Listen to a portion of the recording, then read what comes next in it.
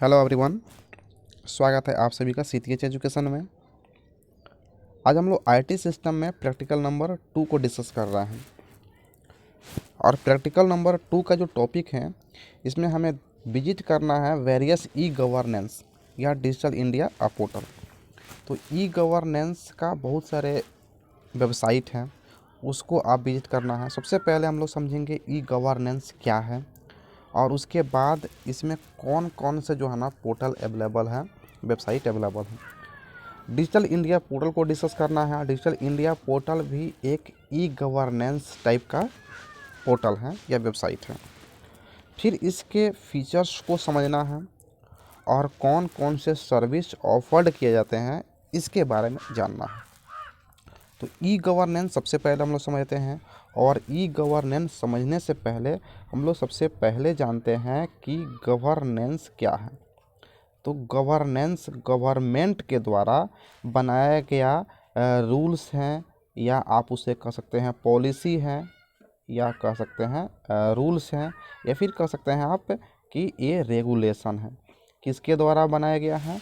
तो गवर्नमेंट के द्वारा बनाया गया रूल्स, रेगुलेशन या पॉलिसी, जिसे हम लोग गवर्नेंस के नाम से जानते हैं। अब ये जो रूल्स पॉलिसी या रेगुलेशंस क्यों बनाए जाते हैं? तो हमारे देश के विभिन्न भाग को कंट्रोल करने के लिए, हमारे देश में जितने भी स्टेट्स हैं उसे अच्छा से रूल्स करने के लिए ये सारे पॉलिसी बनाए जाते हैं, जिस पॉलिसी के माध्यम से गांव-गांव तक, हर आम जनता तक गवर्नमेंट के सारी सर्विसेज को प्रोवाइड किया जा सके, और उससे हमारे कंट्री या स्टेट का विकास हो सके। तो मुख्य रूप से गवर्नमेंट जो पॉलिसी या रूल्स बनाती हैं वो आम जनता के लिए बनाती है, जिसका फ़ायदा उठा करके आम जनता जो अपने आप को डेवलप करे, जिससे हमारे देश का विकास हो सके, हमारे राज्य का विकास हो सके। तो राज्यों या देश के विकास के लिए जो पॉलिसी बनते हैं, रूल्स या रेगुलेशंस बनते हैं, उसी को हम लोग जानते हैं गवर्नेंस के नाम से। अब ये जो रूल्स या पॉलिसी बनते हैं, ये पॉलिसी जिनके लिए बनाया गया है उन तक पहुंचाना बहुत ज़रूरी है, क्योंकि जब तक उन तक पहुंचेगा नहीं ये पॉलिसी या रेगुलेशंस, तब तक उस आम जनता या कोई भी आदमी उस ऑफ़र का लाभ नहीं उठा पाएगा। तो इस पॉलिसी या रूल्स को आम जनता तक पहुंचाने के लिए इसे एक मंच प्रोवाइड किया गया, और उस मंच का नाम दिया गया पोर्टल, और उस पोर्टल को आईटी की एप्लीकेशन करके ऑनलाइन कर दिया गया। अभी जो रूल्स या पॉलिसी या रेगुलेशंस बने, इनको क्या कर दिया गवर्नमेंट? ऑनलाइन कर दिया। ऑनलाइन से क्या हुआ कि जो भी पॉलिसी या रूल्स रेगुलेशंस बनाए गए हैं गवर्नमेंट के द्वारा, वो आम जनता तक ट्रांसपेरेंट मैनर में, आसानी से, कन्वीनियंट, इफ़िशियंट मैनर में पहुंच जाएंगे, जिससे कि हर इंसान अपने मोबाइल या अपने कंप्यूटर पे गवर्नमेंट के सभी पॉलिसी, रूल्स या रेगुलेशंस को आसानी से देख सकता है कि हमें कौन कौन से पॉलिसी ऑफ़र किए गए हैं, कौन कौन से हमें लाभ मिल सकते हैं गवर्नमेंट के पॉलिसी के द्वारा। तो ये गवर्नेंस क्या हो गया? रूल्स, पॉलिसी या रेगुलेशंस जो गवर्नमेंट के द्वारा बनाए जाते हैं, और इस रूल्स, पॉलिसी या रेगुलेशंस को अगर ऑनलाइन कर दिया गया, जिससे कि आम जनता तक कन्वीनियंट मैनर में आसानी से पहुंच जाए, तो उसको हम लोग कहते हैं ई गवर्नेंस। तो हमारा ई गवर्नेंस क्या हो गया कि जो भी गवर्नमेंट के द्वारा रूल्स या पॉलिसी या रेगुलेशंस बनाए जा रहे हैं, उसको अगर आप ऑनलाइन कर दिए, ऑनलाइन, जिससे कि हर लोग आसानी से देख सके, तो इसी को कहते हैं ई गवर्नेंस या इलेक्ट्रॉनिक गवर्नेंस। ई का मीनिंग क्या है यहाँ पे? इलेक्ट्रॉनिक। तो अब इसमें कुछ पॉइंट्स हैं जिसको हम लोग देखते हैं। इलेक्ट्रॉनिक गवर्नेंस, या उसी को कहेंगे e governance, is the application of IT for delivering government services. Government के सर्विसेज को आईटी का एप्लीकेशंस करके जो आम लोगों तक पहुंचाने का काम किया जा रहा है उसी को बोलते हैं e governance. Governance means rules, policy या रेगुलेशंस या गवर्नमेंट का सर्विसेज, और उसको इलेक्ट्रॉनिक माध्यम से पहुंचाया जा रहा है, मतलब ऑनलाइन कर दिया जा रहा है, तो इसी को कहेंगे ई गवर्नेंस। तो अब आप समझ चुके होंगे कि ई गवर्नेंस क्या है। ये गवर्नमेंट के द्वारा बनाए गए रूल्स, रेगुलेशंस या पॉलिसी या गवर्नमेंट के द्वारा प्रोवाइड किए गए सर्विस को आम जनता तक ऑनलाइन माध्यम से पहुंचाने के लिए जो आईटी के एप्लीकेशंस किए जा रहा है उसी को बोलते हैं ई गवर्नेंस। तो गवर्नेंस मीन्स रूल्स, पॉलिसी या रेगुलेशंस, और e means electronic. E electronic मतलब कि ऑनलाइन के माध्यम से। ओके, नेक्स्ट पॉइंट है through e governance government service are made available to citizens. E governance के द्वारा क्या है कि गवर्नमेंट के जो भी सर्विसेज हैं वो सिटीजन्स तक, उस गवर्नमेंट के सिटीजन तक आसानी से पहुंच जा रहे हैं, जैसे कन्वीनियंट मैनर में, इफ़िशियंट मैनर में, या कह सकते हैं कि ट्रांसपेरेंट मैनर में पहुंच रहा है। अब ई गवर्नेंस जो पोर्टल है, वेबसाइट है, ये गवर्नमेंट के द्वारा जो है ना मैनेज किया जाता है, और गवर्नमेंट के द्वारा जो भी सर्विस दिए जाते हैं आम लोगों तक, तो उसको पहुंचाने का काम किया जा रहा है ई गवर्नेंस पोर्टल के माध्यम से। अब इस ई गवर्नेंस पोर्टल में हम देख रहे हैं e governance portal of India है गवर्नमेंट का, जिस पर बहुत सारे जो है ना पोर्टल बनाए गए हैं। अब ई गवर्नेंस पोर्टल पे जैसे उसमें एक डिजिटल इंडिया पोर्टल है, मेक इन इंडिया पोर्टल है, उसके बाद में माई गवर्नमेंट है। तो इस तरह के डिफरेंट डिफरेंट पोर्टल जो है ना किस पर आपको मिलेंगे, ई गवर्नेंस। तो ई गवर्नेंस एक मेन पोर्टल हो गया जहाँ पे गवर्नमेंट के और भी बहुत सारे पोर्टल जो है ना अवेलेबल मिलेंगे ई गवर्नेंस। तो ई गवर्नेंस का ही एक पार्ट है, एक पोर्टल है डिजिटल इंडिया पोर्टल। तो जब हमें विजिट करना होगा ई गवर्नेंस, तो यहाँ पे उसका वेबसाइट दिया गया है nceg.gov.in। इस वेबसाइट को आप अपने ब्राउज़र के एड्रेस बार में टाइप करेंगे और इंटर करेंगे तो आप e governance portal of India, उस पोर्टल पे आप पहुंच जाएंगे।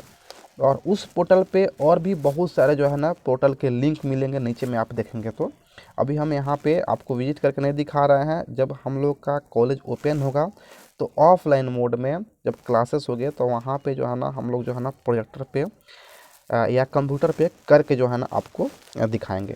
ओके, तो ई गवर्नेंस आपको समझ में आ गया, और ई गवर्नेंस का ही एक पार्ट है डिजिटल इंडिया पोर्टल। इन दोनों पोर्टल को आपको विजिट करना है। इसमें सबसे पहले हम लोग ई गवर्नेंस पोर्टल को विजिट करेंगे। विजिट कैसे करेंगे, तो इसका स्टेप्स कुछ दिए गए हैं, आप इसको फॉलो करके आप विजिट कर सकते हैं अगर आप कुछ भी नहीं जानते हैं तो। लेकिन उम्मीद है कि आप सभी लोग बहुत कुछ जान चुके हैं लैब में अभी। तो सबसे पहले करना क्या है, स्टेप 1 में कंप्यूटर को स्टार्ट करना है। सेकंड में आपको चेक करना है कि आपके कंप्यूटर में इंटरनेट है या नहीं है, अगर नहीं है तो आपको कनेक्ट करना है। थर्ड स्टेप में आप किसी ब्राउज़र को ओपन करेंगे, कोई भी ब्राउज़र, जैसे गूगल क्रोम हो गया, मोजिला फायरफॉक्स हो गया, इंटरनेट एक्सप्लोरर हो गया, यूसी ब्राउज़र हो गया, कोई भी ब्राउज़र आप ओपन करेंगे और वहाँ पे इसके वेबसाइट को इस एड्रेस बार में टाइप करेंगे और इंटर पे क्लिक कर देंगे तो आपका ई गवर्नेंस पोर्टल जो है ना ओपन हो जाएगा। E governance portal of India is successfully open. तो इस स्टेप को फॉलो करके आप ई गवर्नेंस पोर्टल को आप विजिट कर सकते हैं। अब इसके बाद हम लोगों को विजिट करना है डिजिटल इंडिया पोर्टल, लेकिन उससे पहले जब कंप्यूटर ओपन करेंगे, इस e governance portal of India को विजिट करेंगे, तो उसके और भी बहुत सारे पार्ट हैं, उसको भी एक बार हम लोग विजिट कर लेंगे कि क्या है, कौन कौन से सर्विस वहाँ पे ऑफ़र किए जाते हैं। जैसे आपको यहाँ पे है डिजिटल इंडिया पोर्टल है, नेशनल पोर्टल ऑफ इंडिया है, गवर्नमेंट ऑफ इंडिया है, मेक इन इंडिया। ये सारे पोर्टल जो है ना आपका जो है ना ये पोर्टल दिख रहे हैं, ये सब ई गवर्नेंस पोर्टल हैं।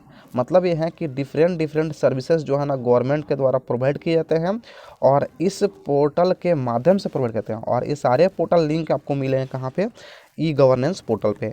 ई गवर्नेंस का मतलब क्या है, ये सारे रूल्स और पॉलिसी जो बनाए गए हैं तो क्या है, गवर्नेंस है, और इसको इलेक्ट्रॉनिक माध्यम से लोगों तक पहुंचाने का मतलब हो गया ई गवर्नेंस। क्लियर है।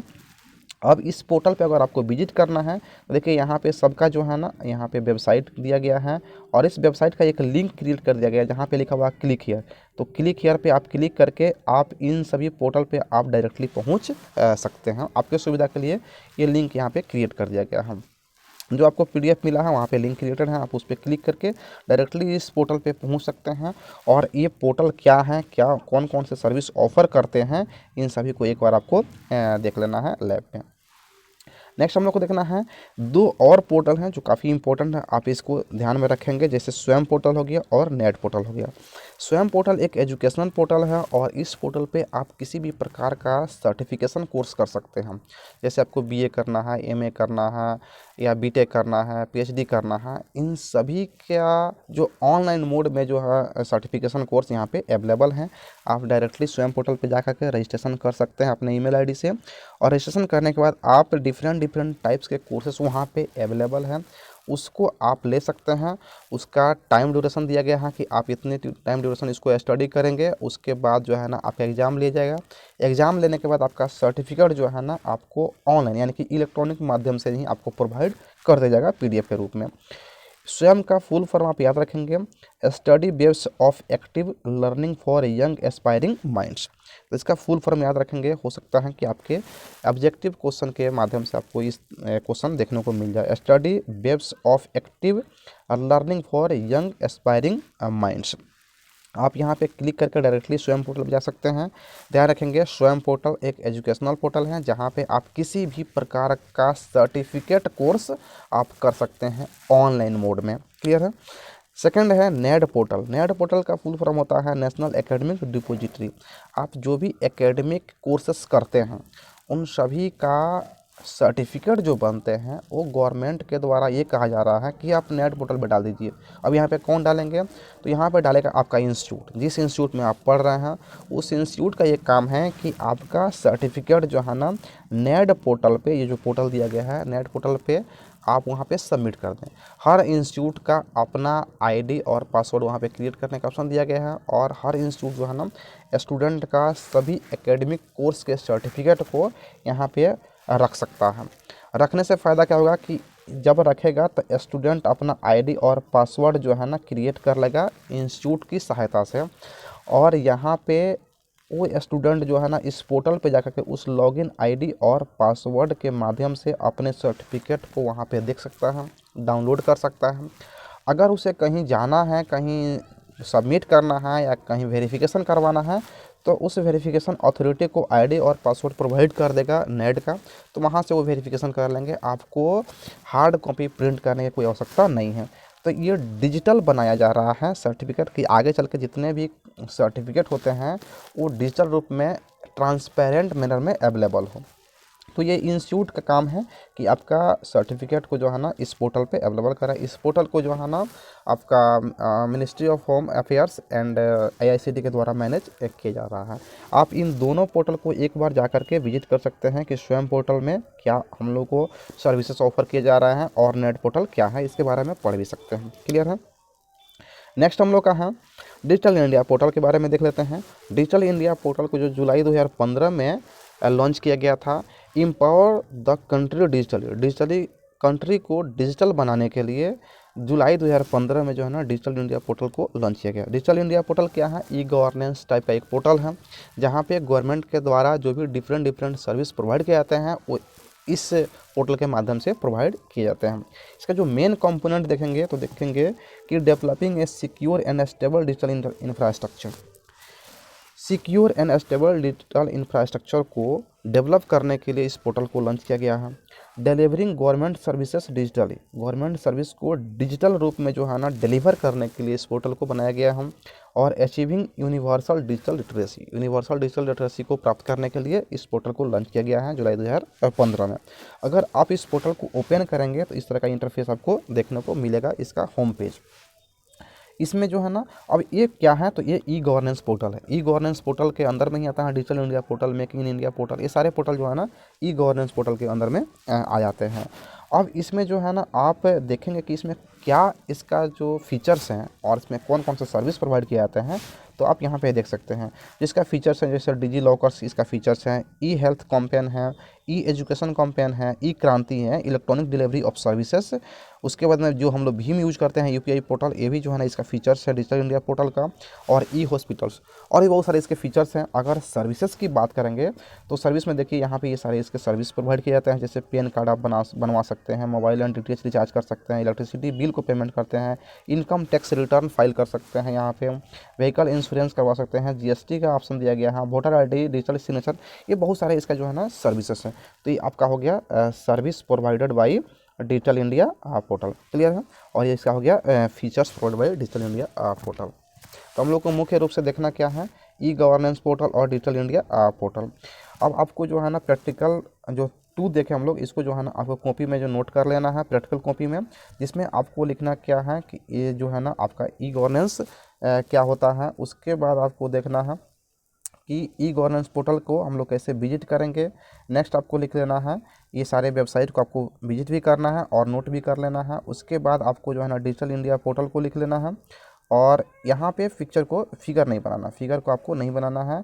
और लास्ट आपका होगा इसमें जो है ना आप इसका फीचर्स को नोट करेंगे और इसको हेडिंग देंगे service provided by digital India portal, इतना नोट कर लेंगे।